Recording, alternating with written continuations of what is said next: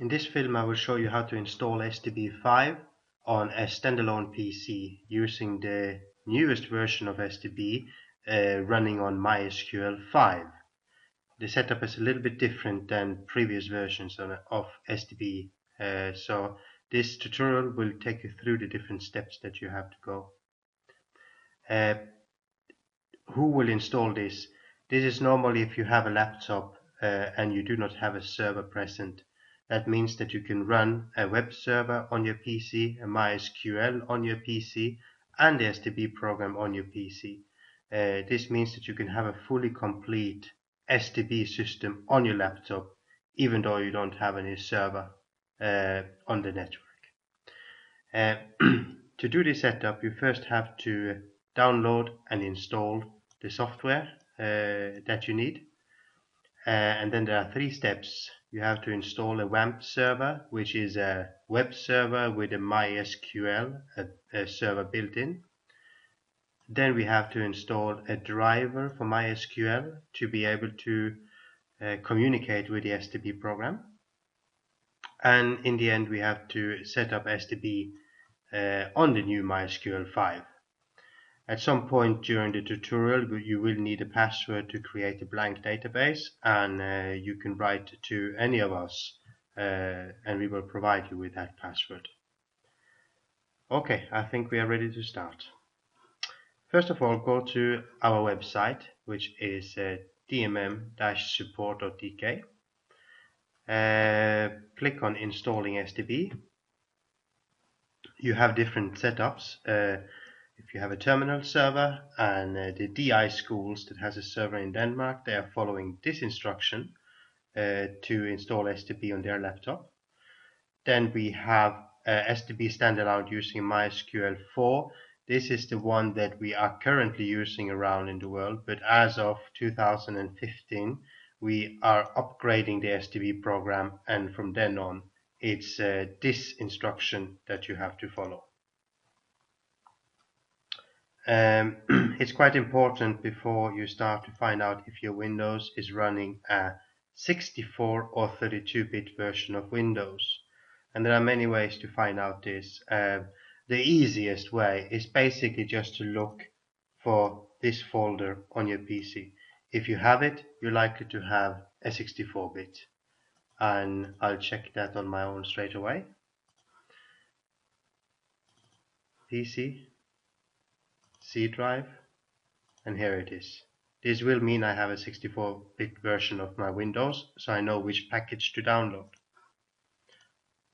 So I click on this one and I save the installation file on my desktop by clicking OK. I've already done this, and here I have the zipped folder. I do a right click and I extract it to an identical folder on my desktop. Opening this, I will see that it's a 64-bit installation and I have 3 packages. And basically the first asks me to install the WAMP server, then install the drivers, then install SDB. We'll start with the first step. Before installing the WAMP server, I will click this one. On the downloads you will have in the future, it will basically look like this. It was just placed in the wrong folder. So before I install the WAMP server, I click on this, and this is a Windows component that needs to be installed in order to WAMP server to work. So you basically just click it, and normally you would just click next, next, next, but as I've already installed it, it will only give me uninstall or repair. If you do not have this installed, it will say click next to continue, and you just go through the wizard until it has been installed. It's a background program, so it's not something that you really will see on your desktop that it has been installed. However, it is needed for the WAMP server. I will cancel my installation. You should fulfill yours if it's not installed. Then we're ready to start installation of the WAMP server by double clicking. In this one you can choose all the default settings all the way through. it says already have a folder. You can create a shortcut to your desktop or a quick launch icon down here. I'm okay with just an icon. I click next and install, and this might take a couple of seconds, so I'll just pause it here. Okay, installation is still going on. We're going towards the end.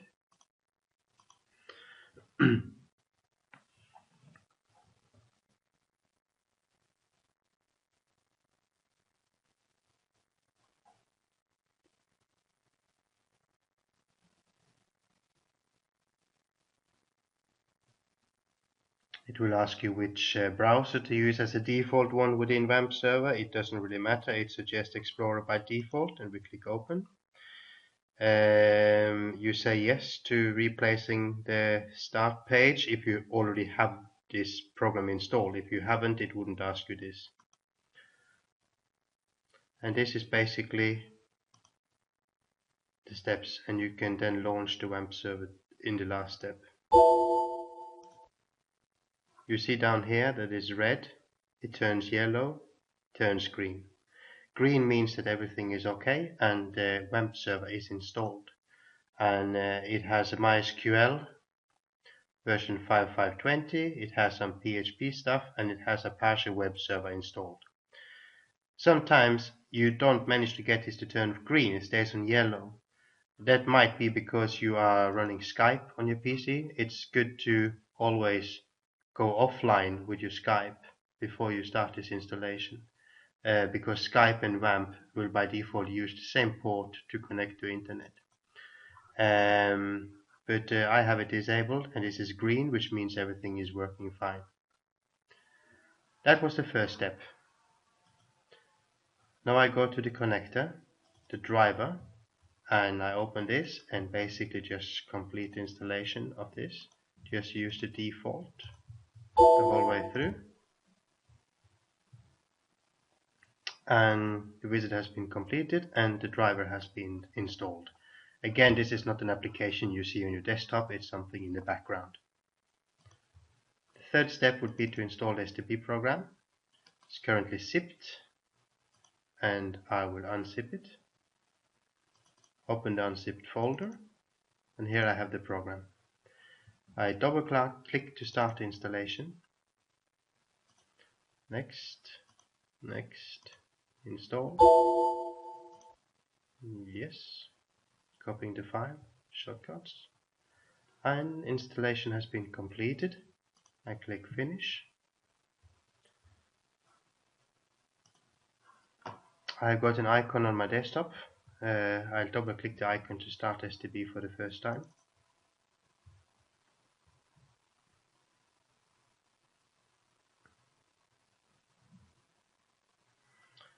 First time it will not find any databases because we haven't set any up. So therefore it's taking a little bit time trying to connect to a database, and it will not succeed in that because the database is not there. So it comes up with like an error message saying I could not find a database. I click OK, and you get some files, areas that you have to fill in. First of all, server name, as long as it's on this laptop, it will be local host. That will always work. The port number 3306. The default user is root when you just have installed a new WAMP server, and the default password will be blank. In the database field, in the older version of SDB, it was always SDB data, and therefore this field was not here. In the newer version of SDB, you can have several databases within the same MySQL, so you can actually call the database whatever you want. At the moment, we don't have any database, so I will create a new one. If you already have a database, you write the name of that database to log into it. But in this case, I will, for example, create a database called data-ovu, for example. And I have a little icon down here in the corner, which I normally will use if I have to create a blank database. So I click on this. It will ask me for a password, and as I said in the start, email us to get this. You type the password, you say OK, and it should now create a database.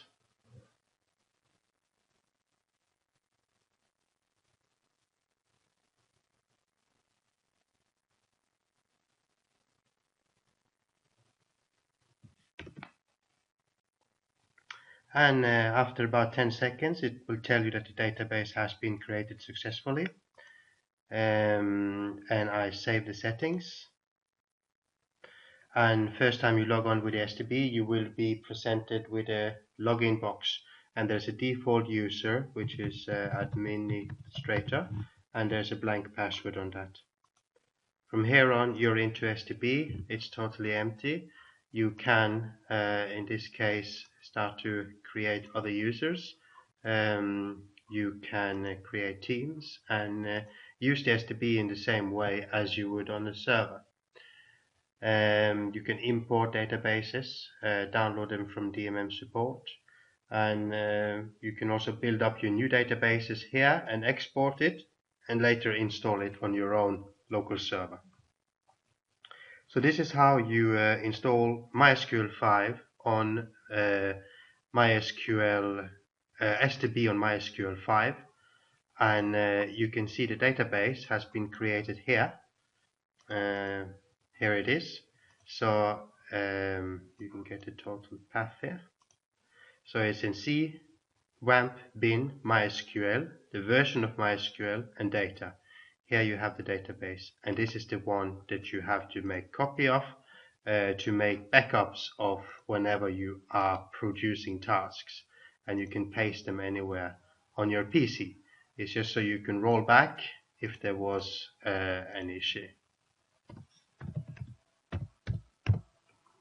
Okay, that's how you installed it. I wish you good luck, and if you have any questions, I would advise you to go to our forum, which you find on eadvice.dk-support. Advise you first of all to create a user. I'm logged in here, but click here to create a user. You can see a film how you use our help desk, and down here click on the category dmm-support, and you can raise a new ticket, and we will come back to you as soon as possible.